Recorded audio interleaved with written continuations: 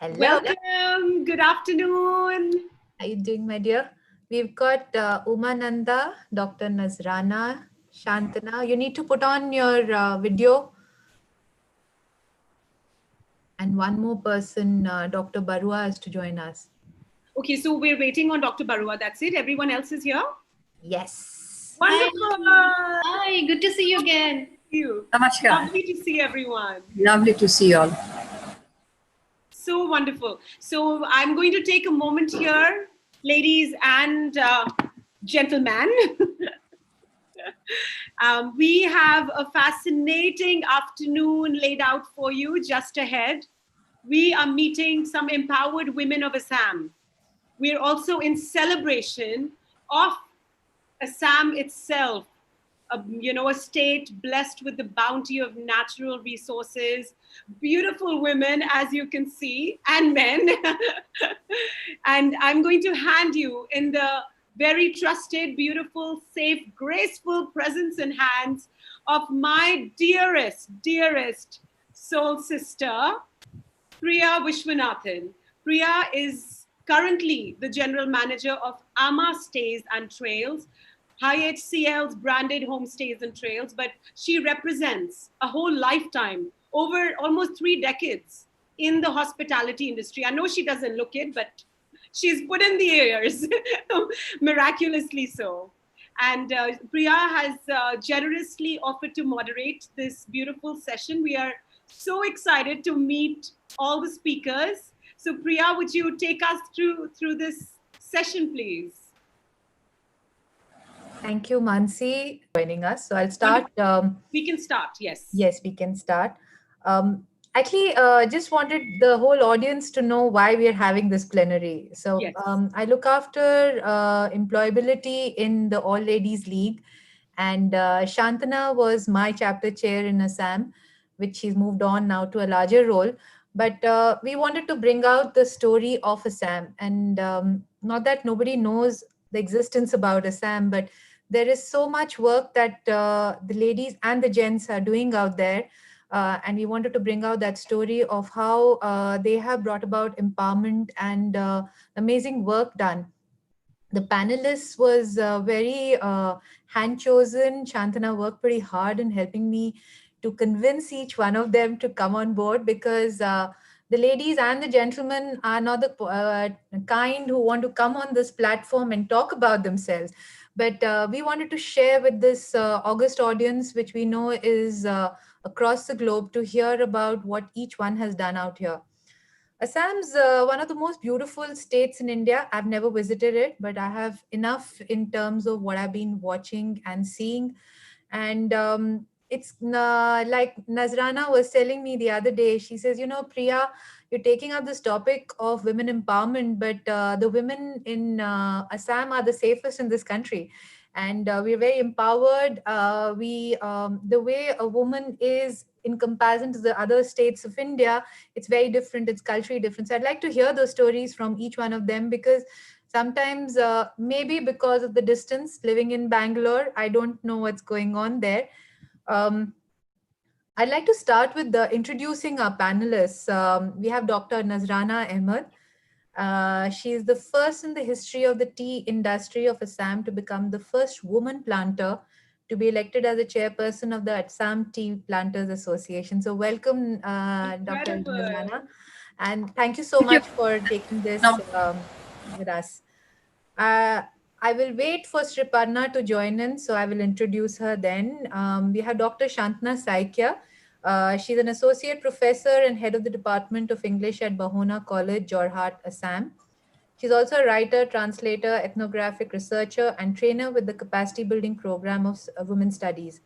Her recent research in folklore and translation of Assamese text has really got her into employability, and she's helped us put this whole chapter of the All Ladies League for employability in place in Assam. And there's immense work which has been done by the team. Last but not the least, we have this young gentleman who is an entrepreneur, Umananda Kalita, who is also an advertising professional, and he's been working in the handloom sector. And the reason why we have him on the panel today is because we want to hear about a woman's domain in Assam, because he works a lot with the textile and handloom industry. I'll wait for Dr. Barua to join in, but I'll start with my session of asking questions. This is not really asking questions, but to bring a perspective to all our audience. So I'll start with you, Shantana. Education is, I think, one of the most important aspects of how a woman can bring a change in the society. And we all have seen that societies have changed because of educating the mother, educating the woman out there. And lack of education has really brought about a lack of awareness about rights, about privileges, and it becomes actually a factor in deteriorating the women's social status. I want to understand from you, Shantana, and I know you've worked extensively in what is the role of higher education to address the issue of empowerment? Hi Priya and hi Mansi. So good to see you again. So good to connect. And good afternoon, everybody. Thank you, Harbin. Thank you, Lakshmi and team for this wonderful event. And thank you for having me over again. Okay, so Priya, your question is on empowerment of women through education, right? So yeah, okay. So education is a foundation or basis of empowerment is almost, well, cliche now. And it has been spoken about by great minds, over history we have seen. And in fact, female education, I have to take you back a little. Can you hear me? Am I audible?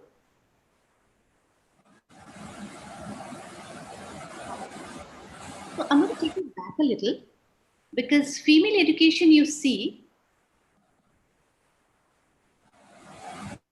Can you hear me, Priya? Yes, clearly. I was just trying to get Sriparna on the call. So she's there. Please continue, Shantana. Sorry about that. So in fact, you see female education as a foundation or basis of women empowerment had begun in the 19th century, long back. And ever since, the process of nation building began in the 1950s after our independence, access to education for women has been stressed in the planning commissions, education commissions, committees, and it is linked, it's very important, to increased participation in the development process. So women's education is, as you have said, it's linked to a lot of things, healthcare, building of society. It is in this context that empowerment through education needs to be looked at and understood, I think. Okay. So before we go to the role of higher education, we need to, and women empowerment, of course, we have to look at the term empowerment. And as you have said, and rightly, I think you've mentioned that, or you wrote to me, that empowerment means moving from a position of powerlessness to power. We were discussing that. Okay. You're right. Absolutely. But power is so subjective. You see, it's a very subjective term. It can signify different things for different people.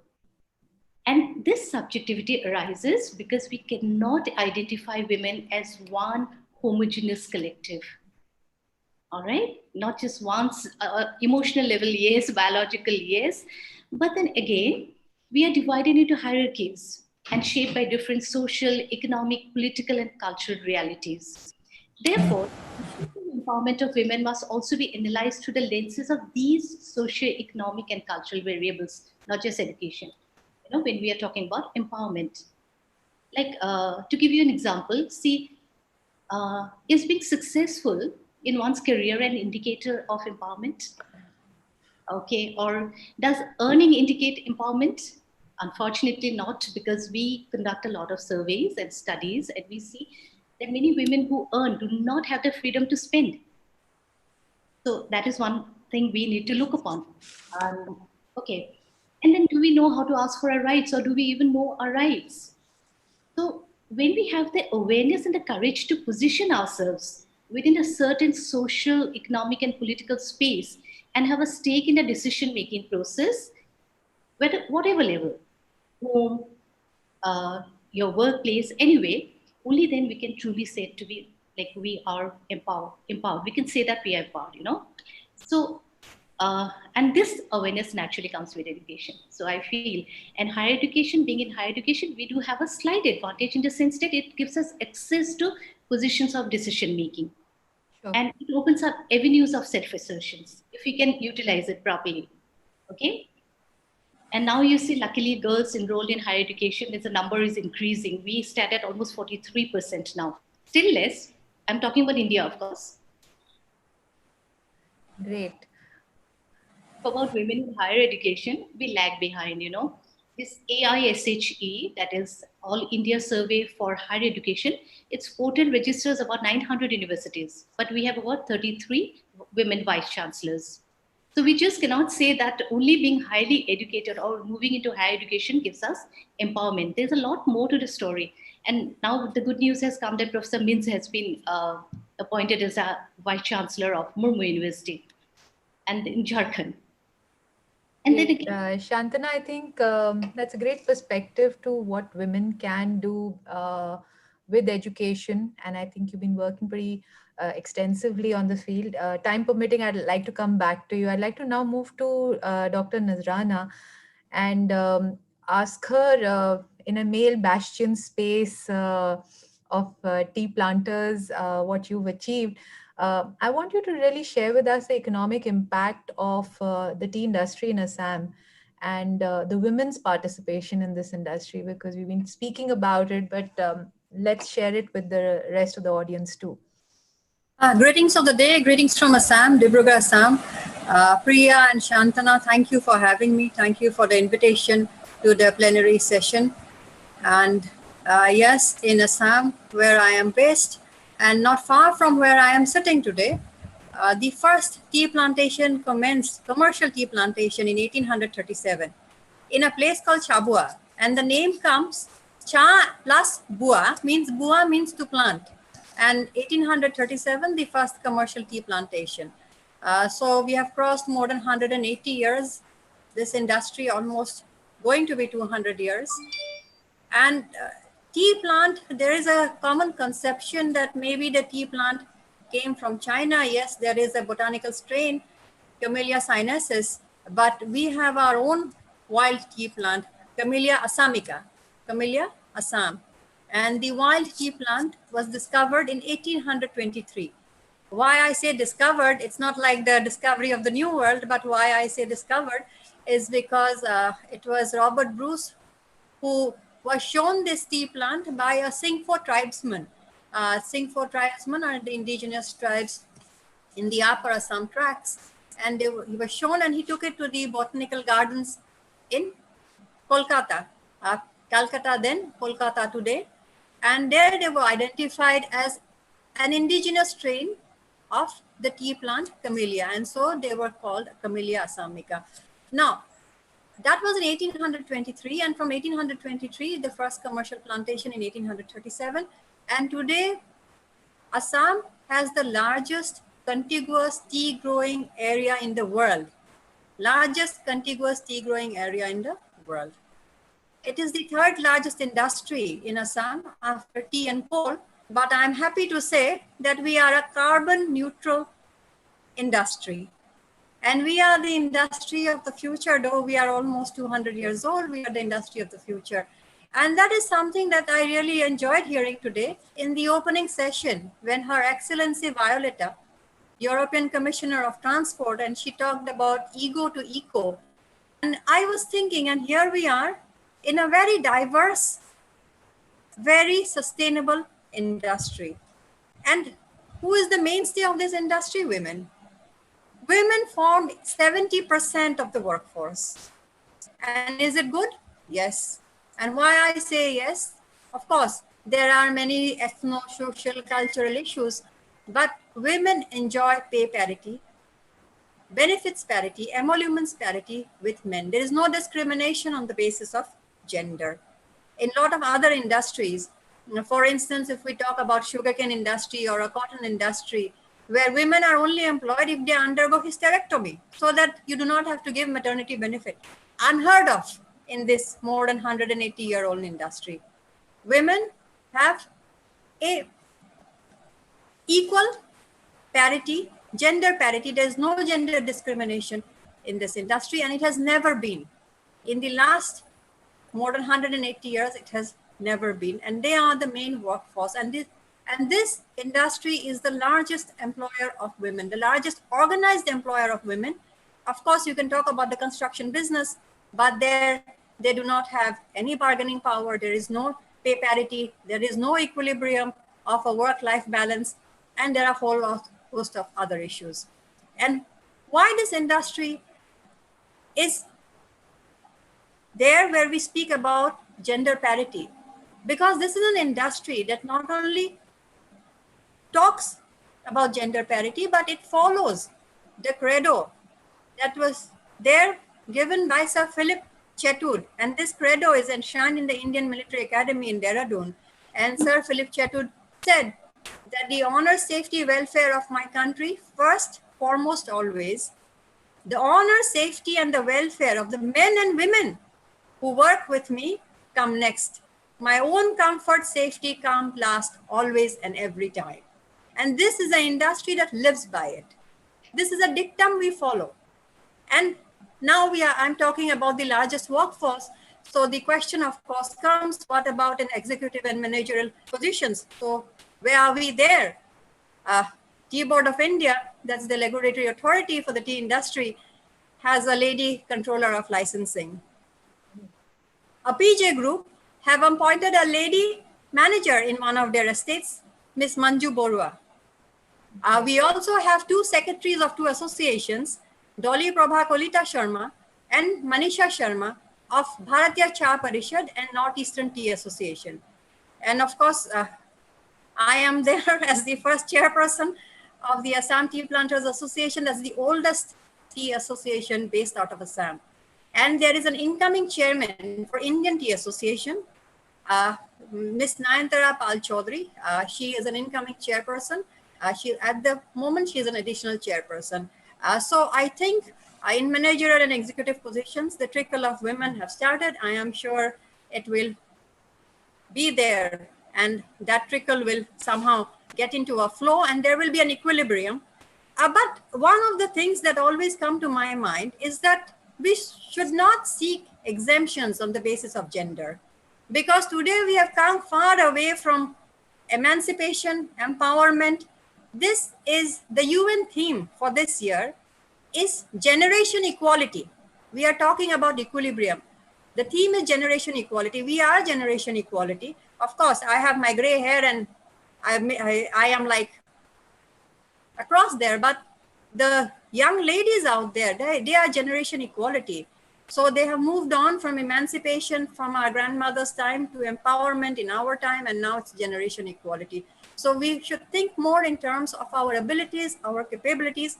And I'm here reminded about what Abraham Maslow once, the hierarchy of needs of Abraham Maslow, the self-actualization, and that should be our goal, not be pulled back by ethno-social, cultural, and patriarchal mindset. And this patriarchal mindset, though people have a thinking, maybe a perception, maybe that this is a old industry, it's a plantation, it's not a woman's job, but there is no such thing. This perception is not correct, because it is on the basis of your ability, your capability, and it is not on the basis of gender, and it is not tokenism. Thank you. Thank you, Doctor. I think you're very straightforward. You hit the nail on the head. And it's nice to hear this, that, we don't need to really ask for tokenism because we are women. And I truly believe in that, although sometimes, yes, there is a difference between me and a man. And that also I appreciate. So I'm not a feminist by my intellect, but I really believe that we don't need to ask for special favors just because you're women. And a lot of, I hear that resonating from each one of you. So I'd like to really first introduce Dr. Barua. Shripana, I can see you, yes. Dr. Barua is the head Center for Industrial Extension at the Indian Institute of Entrepreneurship. She has extensive experience in cluster development, livelihood promotion, and building startup ecosystems in Northeast of India. While talking to her, the main thing that we wanted to really bring out in this discussion was her interaction of women across from the grassroots to the levels of the ladies who are in this panel, and even more, how she's really been helping entrepreneurship amongst women in this region. So, Dr. Barua, over to you. I want to hear from you what you've done, and also enlighten our audience. As you know, this audience is not limited to Bangalore, it's from across the globe. And we're keen to showcase to them what's really happening in Assam and under your leadership. Thank you so much, Priya. And thank you, Shantana, for bringing me here. And I'm really glad to be sharing my experience, particularly on women entrepreneurship from the Northeastern region. So I'll be focusing basically on my experience of promoting entrepreneurs, women entrepreneurs from this region. As we all know, India today needs entrepreneurs. There are no jobs. We are talking about demographic dividend on one side, but this dividend can become a bane unless and until we are creating jobs. And when we are creating jobs, who creates job now? There is no job in the government sector, private sector, yes, to some extent. But basically, it's the entrepreneurs who are creating jobs. Now, when we talk about entrepreneurs creating job, while there are very few women as entrepreneurs, if you look at the total statistics also amongst the MSME units, excuse me, amongst the MSME units which are registered, I'm just giving the data from the MSME units which are registered, they're only pan-India, it's only 13% women entrepreneurs. Okay, and of course, in Northeast, the situation is slightly different. We have about 19% women-led enterprises. Now, unless and until now, it's been realized everywhere. World Pan, when we talk about the SDG goals, when we talk about UN, everyone is talking that unless and until, since 50% of the population is women, so unless and until we have more and more women entrepreneurs coming up, basically the economy cannot develop. True. Now, having said that, let's look at Northeast. The first thing which I said is that we have 19%, which is pan-India, it's 13%. Here we have 19% of women entrepreneurs, which is definitely a very, very encouraging sign. But what I would like to share from my experience is, although we have a large number of, relatively more women entrepreneurs from this region, but basically women are in the very, very tiny and the micro sector. So in terms of big, in the small sector also, if you look at terms of turnover, etc., it's hardly, 3 lakhs, 4 lakhs, 5 lakhs. So it's basically very, very tiny, except for few, very, very few. So what happens, and then that is number one. Second is that look at the type of sectors in which we find more women entrepreneurs. Now, there is unknowingly, this is a bias, and this also leads to a lot of women entrepreneurs not being taken seriously. Look at the sectors in which we primarily have more and more women entrepreneurs. It's mostly in the handloom and handicraft sector. Then you have in the food processing sector, beauty and wellness industry. So these are few sectors in maybe food processing, and then bakery, confectionery, etc.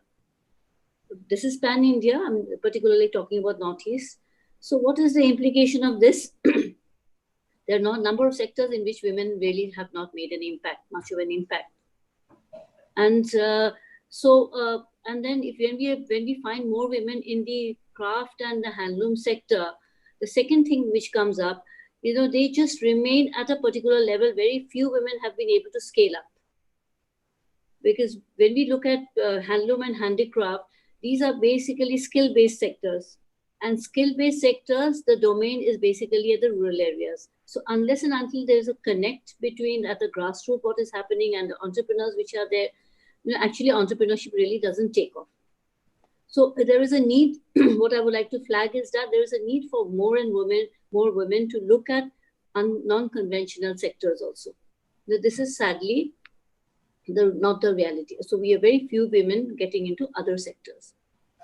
The second thing, which is also very interesting, women as there are also a lot of, I have personally done a study for women entrepreneurs of the entire Northeastern region, and the finding is something very interesting. What we find is that, what are the basic hurdles which women face? Number one is access to finance.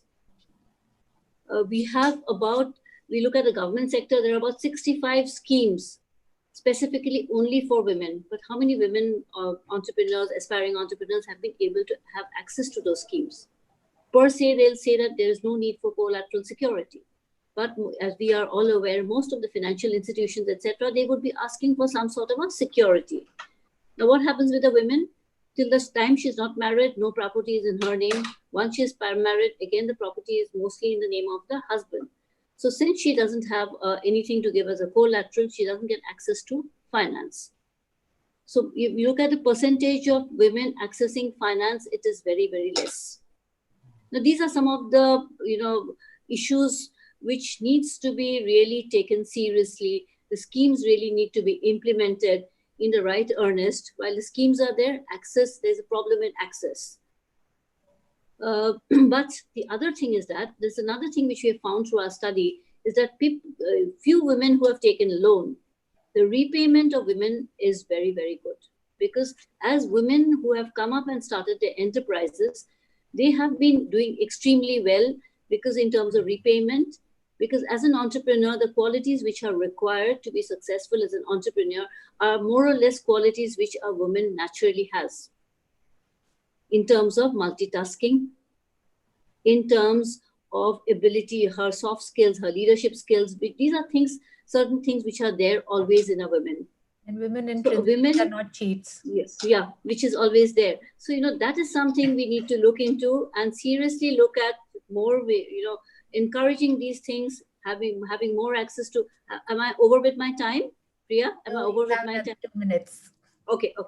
So these are issues, very interesting issues, which we need to look into. And the other thing, today we know that India, without technology, we cannot have any. We've understood even during the lockdown how the importance of technology, right? So using technology as an enabler to start enterprises is the other factor. We need to encourage more and more women from the technology sector to come up, give the technology solutions. If we look at the engineering colleges, technology institutions, we find very few percentage of women is very less. So number one is that we need more women to come in, have technology, because then women will be taken up more seriously. Otherwise, when we talk about women entrepreneurship, we look at having exhibitions, etc. That should not be an answer. We are creating unknowingly we're creating a bias for women. Yeah. So personally, I feel that women need to come out of that, especially the younger generation. We need to look at that, and even if we are going into the traditional mode, then we need to look really seriously on using technology as an enabler. With that, I would like to wind up later on, maybe. Yeah. Thank you. Thank you, Dr. Barua. I'd like to go to Umananda. As you said, I think it's so important, Dr. Barua and Nazrana, that if we don't make, I think all of you said it, that if we don't make the women have their own space and give them it's not empowerment which you're talking about, but they need to feel that sense of freedom. And Umananda, you've been working in the textile industry. Interesting from where you were, from advertising to textile and handloom. But I want to hear specifically from you, not about the textiles, because I know they're gorgeous in Assam and I love the saris there. But what are you doing and working with women to bring about that freedom, I would say, and to help them to make a difference? Because like Dr. Barua was saying, it's not about doing exhibitions, that will make them feel empowered. We need to show them the way. How do we bring in that spirit of entrepreneurship and help them to actually grow where they are and become bigger than just textile workers? So what have you done in this space? If you can share with us, please. Thank you, Priya, for inviting me to be a part of this exciting session. And hello, everyone. Namaskar. I'm from Jorhat, Assam, and as you said that first you said what I am doing. So as you said, I was an advertising guy. I was working in MNC in Delhi, and then I came back to join my brother who did some diploma course from NIFT Kolkata. And we found our farm. It's an MSME unit only. It is called Grass Capital. much inspiration from the Das capital, So we basically manufacture 5 kinds of apparel brands. 2 of them are 3 of them are into totally mil-spun fabrics, which are like sportswear, then regular institutional wear and all, which I'm not going to talk about here. The brand I'm going to talk about is Eastern Elegance. That is the beauty of East. So Eastern Elegance is the name of the brand. And we are trying to bring out the plethora of beautiful Assam's handloom. As you know that, as you rightly say, that you love Assam sari. I'm sure you like Muga sari or Eri silk sari. So Assam is rich. Assam is very different. I have traveled mostly to the Indian part of the India. Northern part extensively, southern part to some states.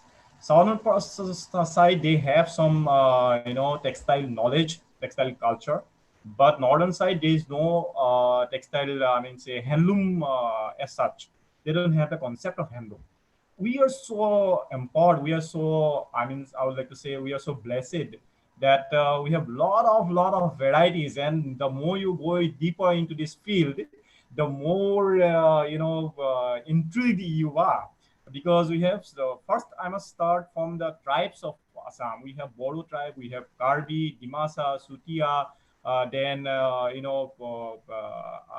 Kolita, then Sunwal, then the Karbi, and all these tribes weave differently. Their looms are different. Their different textile patterns are different. So it is, you cannot explore the textiles of Assam in your lifespan. I must guarantee that.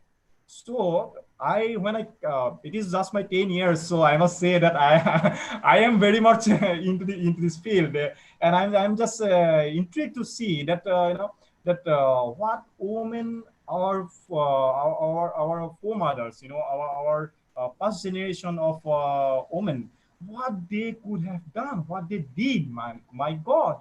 No man could daunt to go for hand spinning yarn, then weave it overnight, so that in the kingdom era, in the Ahom era, when we were regularly fighting with the Mughals, they used to weave the particular textiles to the warriors, and so that they can go and fight with the enemies.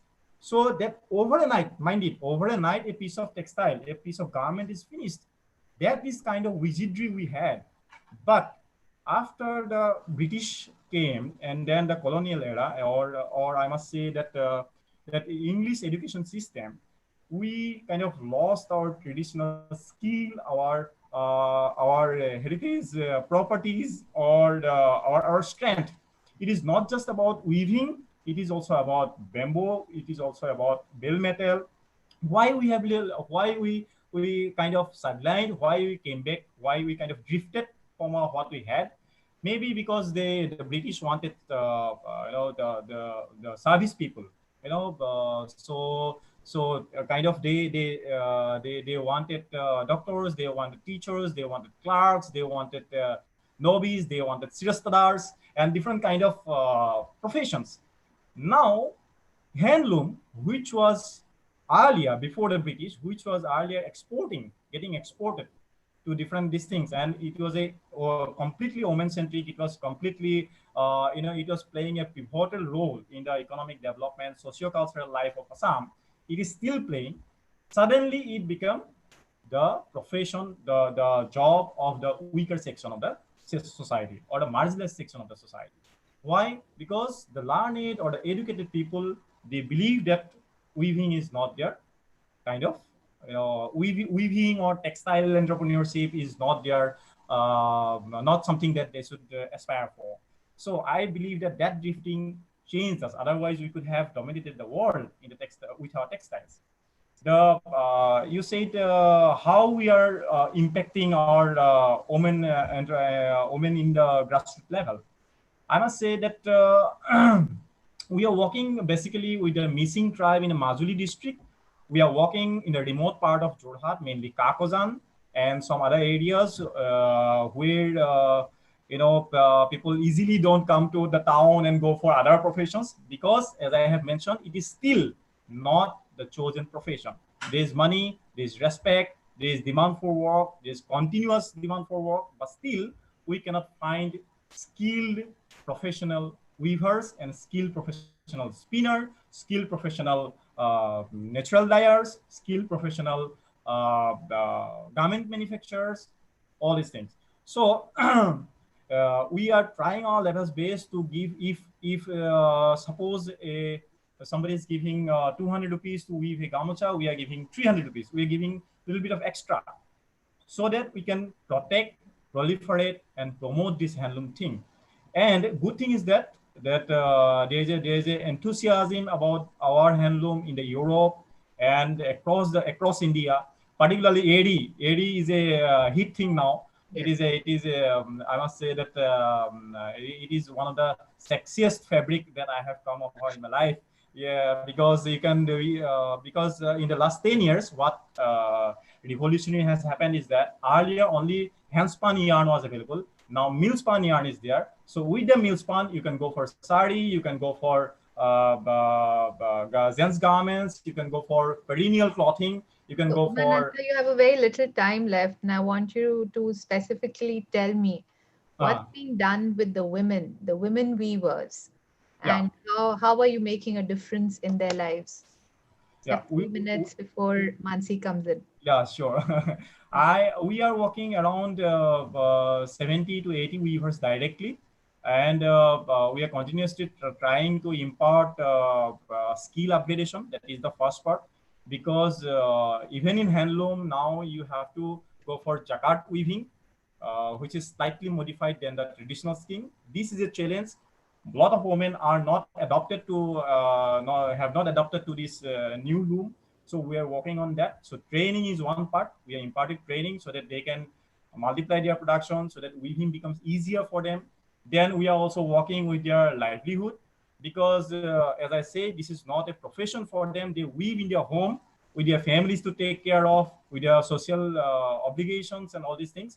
So they weave only when they can. So we are now asking them to weave more, that make it a profession, make it your business. So more than weaving only for self or for the family, we are trying to make them professional weavers, so that product multiplication and production could be enhanced, product multiplication could be done, their income could be doubled up. Great. Thank you so much, Umananda. And Thank you. grateful that you're working not just for the cause of women, but reviving the beautiful textiles of Assam. Because you're right to say that I think it's just not the moga or the airy silk, which is known to most of us outside, but there's some amazing fabric which is there. And I think your second part, which you would really bring in, would be about how you would be able to promote it and help these people to become more than just weavers, because weavers community across the country is one of the deprived communities, and That's I'm true. grateful to you for the work that you're doing. Before Mansi comes in, I would just want to thank each one of you for your time. Looks like Nazrana and Shantana wearing almost the same sari also. Very, very pretty ones. But just to sum up our discussion today, I think the fact that what's happening with women empowerment through education, we have Dr. Nazrana, who I know I always thought a planter to be a man somehow. So it was lovely to hear you about you. You know, it's like he wears those shorts and the sneakers, and they're moving around with those knee length socks. So love to see you in the gardens one day, Doctor. And of course, Dr. Barua, about bringing about entrepreneurship and the work that you've done over these decades with women from the grassroots and made a difference in their lives. So thank you all for the work that you've done. And as part of All Ladies League and all the people who are watching here, whoever is keen and wants to connect up with you, you could write into our WEF help desk, and we will connect you with these vibrant ladies and gentlemen. And we'll be very keen to support and make this story come alive. So over to you, Mansi. Thank you so much. Thank you so much, Priya, and all the panelists. What a beautiful conversation.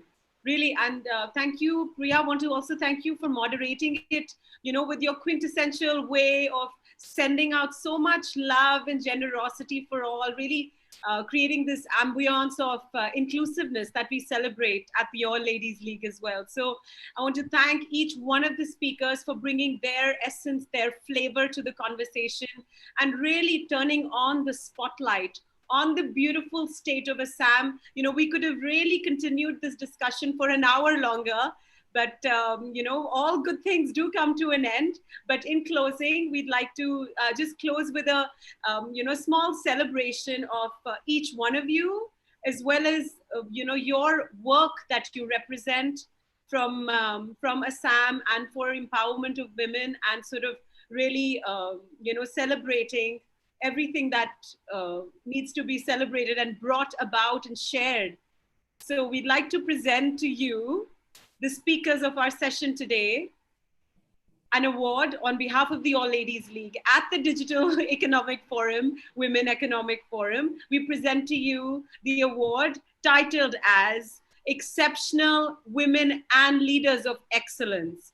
We celebrate you, we congratulate you for the work you've done and the people, the leaders that you are. Thank you so very much from the bottom of our hearts. Yes, moment of celebration.